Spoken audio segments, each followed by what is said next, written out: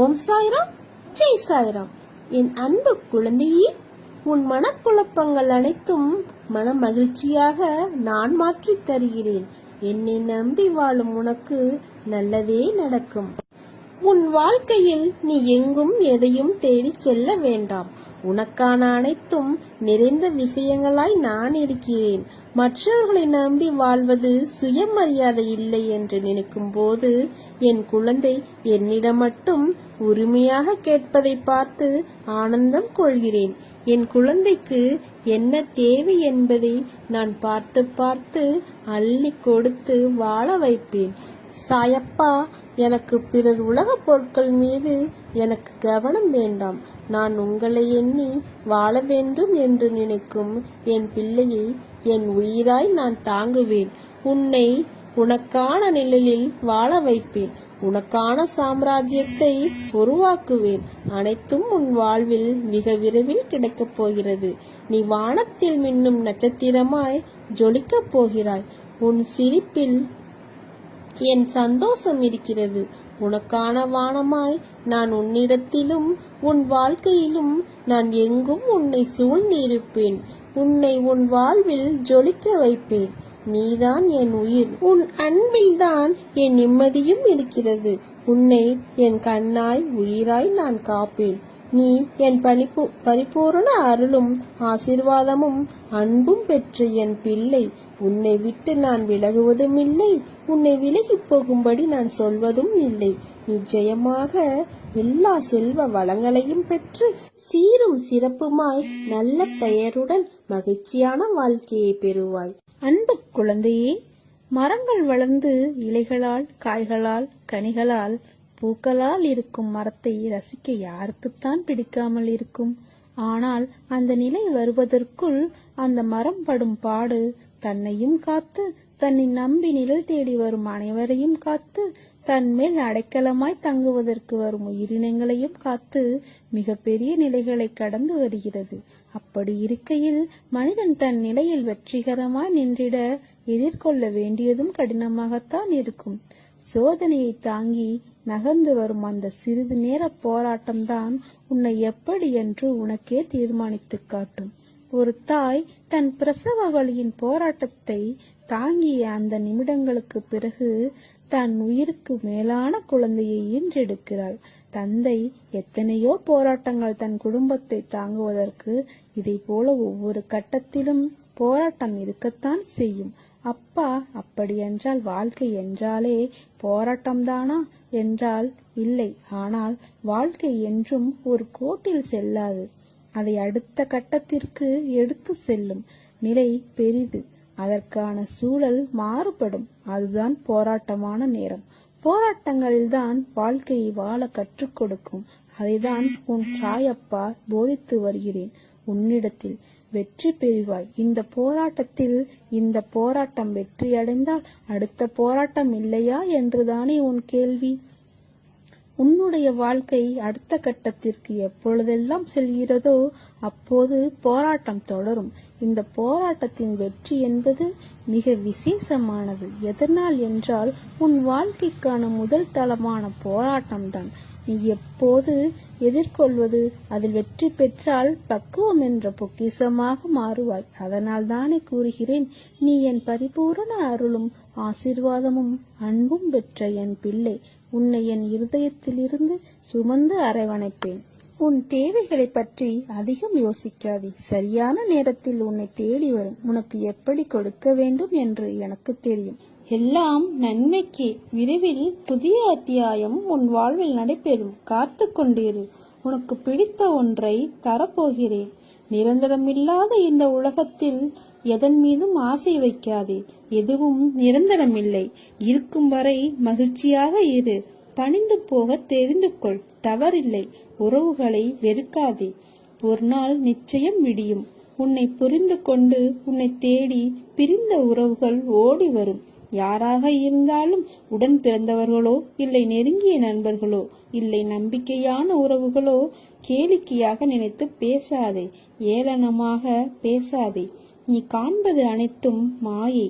இந்த பரந்த உலகத்தில் அறிமுகமாக அனைத்தும் மாயை, எதுவும் நிரந்தரமில்லை. விட்டு சென்றவர்களை இனி தேடி போக தயாராக இரு. தவறில்லை. ஒதுக்கி வைத்து பார்த்து ரசிக்க நினைக்காதே. உன் தலைமுறை செழிப்பாக இருக்க எதை வேண்டுமானாலும் செய்யலாம், தவறில்லை. உனக்கும் எனக்கும் பூர்வ ஜென்ம புண்ணியம் இல்லை என்றால் நாம் வாழும் வாழ்க்கைக்கு அர்த்தமில்லாமல் போய்விடும். உனக்கு குருவாக இருப்பது கூட அர்த்தமில்லாமல் போய்விடும். நீ செய்த தவறுகள், பாவங்கள் அனைத்தும் பூர்வ ஜென்ம புண்ணியத்தின் காரணமாக மன்னித்து உன்னை அதிலிருந்து விடுவித்து உன்னை எனது பக்தனாக செய்திருக்கிறேன். நான் வியக்கும் வகையில் என் சொல் கேட்டு நட்புடன், அன்புடன், கோபங்கள் தவிர்த்து நடந்து கொள். நான் உன்னை உயர்த்தி காட்டுகிறேன். உன் முன்னேற்றத்திற்கு யார் வடிவில் எந்த விதத்தில் வந்து உதவலாம் என்று சிந்தித்துக் கொண்டிருக்கிறேன். கவலைப்படாதே. ஏதாவது ரூபத்தில் யார் வடிவிலாவது வந்து உன்னை முன்னேற்றி உனக்கு நிம்மதியான வாழ்வை தருவேன். என்மேல் நம்பிக்கை வை. நான் இருக்கிறேன் உன்னோடு. நீ புத்திசாலியாக இருந்து உன் குடும்பத்தை கட்டி எழுப்பு. உன்னால் மட்டுமே குடும்பத்தில் இழந்து போன அனைத்தையும் மீட்க முடியும். வீட்டிற்குள் உட்கார்ந்து வீணாக காலத்தை முடக்காமல் உன் குடும்பத்தை எப்படியெல்லாம் மீட்கலாம் என திட்டமிடு. பிறர் உன்னை கேலி பேசுகிறார்கள், குறை கூறுகிறார்கள், அவமரியாதையாக பார்க்கிறார்கள் என்றெல்லாம் கவலைப்படாதே. அவர்களுக்கெல்லாம் உன் வளர்ச்சி பிடிக்காமல் மீண்டு வந்து விடுவாய் என்ற பயத்தில் புலம்புகிறார்கள். அவர்களுக்கெல்லாம் ஒரு புன் சிரிப்பை தவிர வேறு எதையும் காட்டாதே. இழப்பிலிருந்து படிப்பை கற்றுக்கொள். எழுந்து காலூன்றி நில். உன்னால் முடியும். உன்னால் மட்டுமே முடியும். நிச்சயமாக சறுக்கலிலிருந்து மீண்டும் நீ சாதிக்கப் போகிறாய்.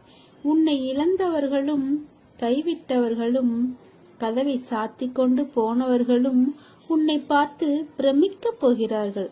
அதுவரை நான் சிறிதும் அயராது உனக்காக உழைக்கப் போகிறேன்.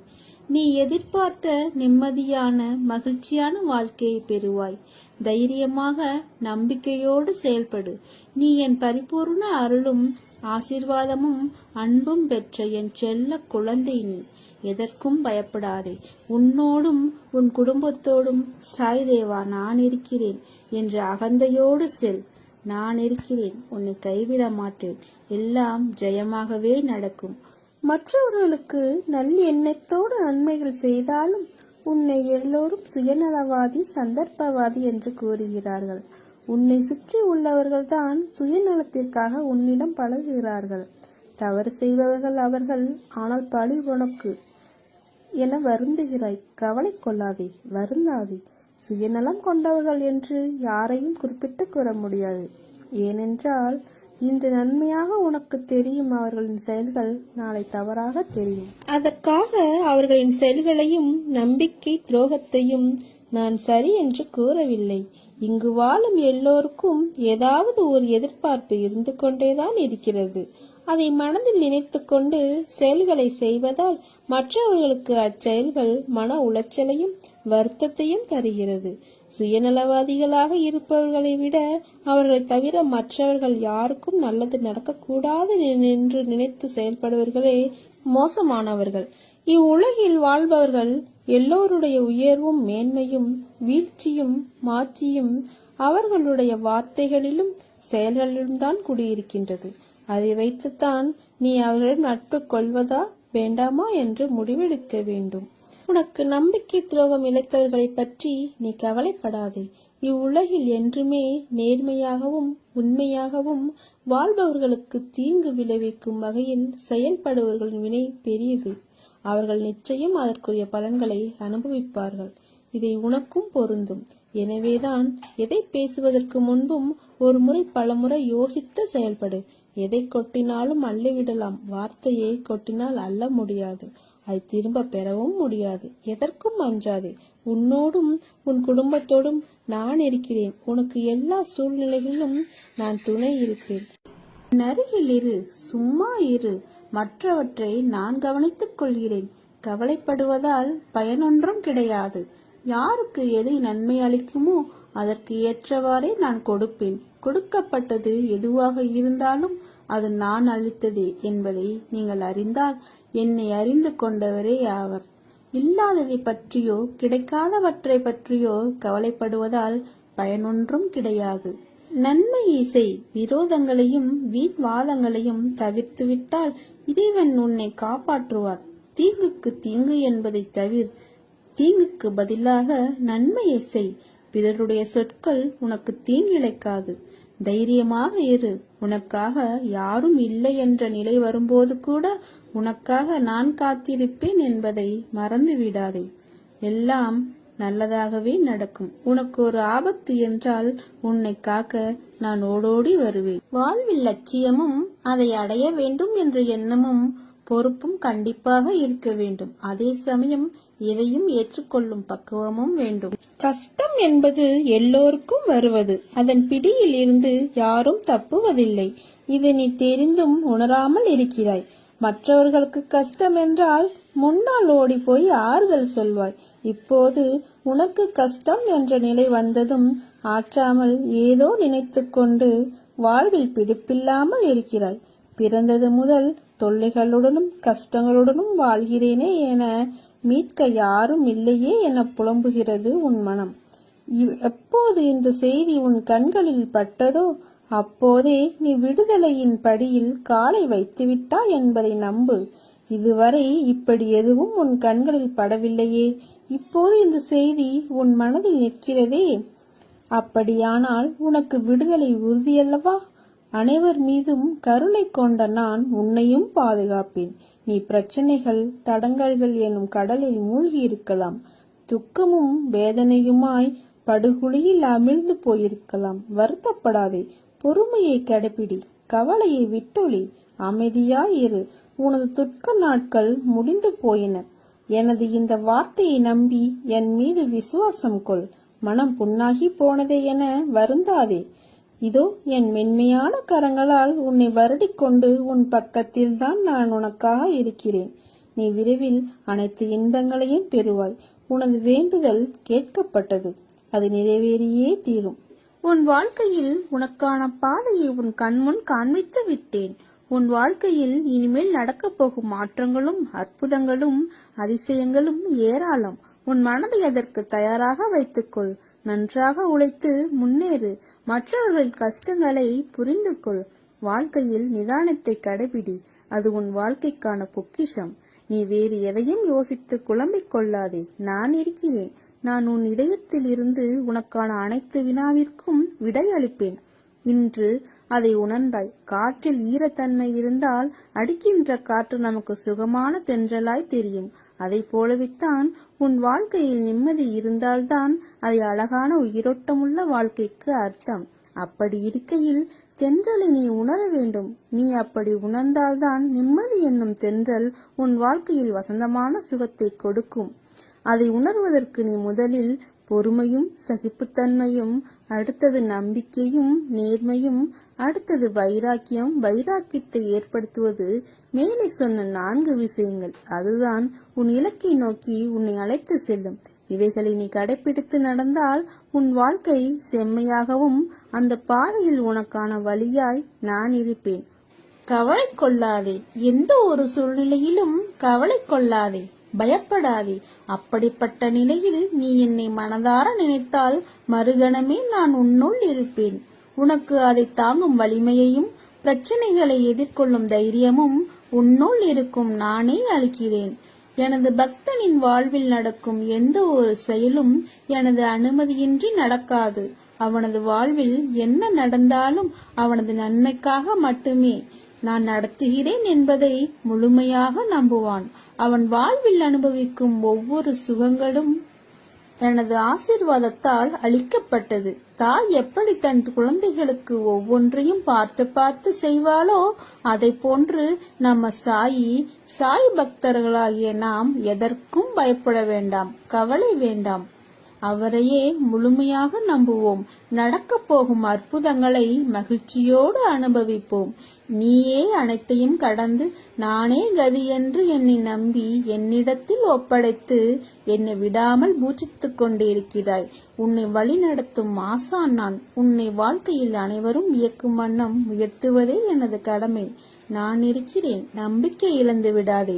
அனைத்தும் என்னையே சேரும். எதுவாக இருந்தாலும் என்னிடத்தில் சொல்லிவிட்டு செயல்படு. என் பரிபூரண ஆசீர்வாதம் உனக்கு எப்போதும் உண்டு. உனது கர்ம பலன்களை விளக்கி உன்னை வாழ வைப்பது எனது பொறுப்பு. பொறுமையாக இரு. இது பாபா சொன்ன சத்திய வாக்கு. இனி எல்லாம் நல்லதாகவே நடக்கும். கவலைகளை மறந்து என் மடியில் வந்து அமர்ந்து கொள்வாய் என் குழந்தையே. மற்றவற்றை நான் பார்த்து கொள்கிறேன். காற்றுக்கு அளவுகோல் தெரியாது. பாய்ந்து சுழன்று வரும் அலையான நீருக்கு அளவு இல்லை. சுடர்கொண்டு எரியும் நெருப்புக்கு அளவை எட்ட முடியாது. பரந்த ஆகாயத்திற்கு எல்லை என்ற அளவுகோல் இல்லை. நீளம் என்ற பரந்த பூமிக்கு ஆழங்களின் அளவுகோல் இல்லை. நீ போகும் தூரத்திற்கும் கடக்கும் பாதைக்கும் உன் அனுபவங்களுக்கும் அளவுகோல் உண்டா? இவற்றுக்கே இல்லை என்ற போது உன் வெற்றியை மட்டும் உனக்கு அளவுகோல் வைத்தா கொடுப்பேன்? உனக்கான எல்லாம் தக்க சமயத்தில் கொடுத்து வாழ வைப்பேன். உன்னுடைய பாதைகள் தெளிவாகும் காலம் வந்துவிட்டது. பனிகள் படர்ந்து இருள் சூழ்ந்த கஷ்டங்கள் எல்லாம் விலகி போகும். உன் மனம் நொந்து போன விஷயங்கள் எல்லாம் இப்போது உன் மனம் மகிழ்ச்சி அடையும் அளவிற்கு இனிமேல் நிகழும். நிம்மதி என்ற மலர் உன்னிடத்தில் இனிமேல் தென்றலாய் வசந்தமாய் வீசப் போகிறது. நீ எதற்கும் பயப்படாதே, கலங்காதே. உன்னில் வெற்றி என்ற தீபத்தை நான் ஏற்றுவேன். அகிலத்தின் ரூபமாய் நான் இருப்பேன். உன் வாழ்வில் மலர்கள் பூக்கப் போகிறது. சோலைகளாய் மாறப்போகும் உன் மனம் இவற்றை உன்னுடன் அமர்ந்து காண நான் விரும்புகிறேன். சில பிள்ளைகளை வர வைப்பேன். சில பிள்ளைகளை பார்க்க நான் உன் சாய்தேவா வருவேன். அப்படி நான் பார்க்க வரும் என் பிள்ளை நீ என்றைக்கும் நன்றாக இருப்பாய். ஒருவன் தன் உடலில் சரிகை துணிகளை கட்டிக்கொண்டு ஆடம்பர அலங்காரத்துடன் இருக்கிறான். மற்றொருவன் கந்தை துணியை உடுத்திக் கொள்கிறான். இரண்டின் பலனும் உடலை போர்த்திக் கொள்வதே அன்றி வேறில்லை. அறுசுவை உணவோ கூழோ எதை உண்டாலும் முடிவு ஒன்றுதான். வயிறு நிறைந்து பசி தீருவதே அது.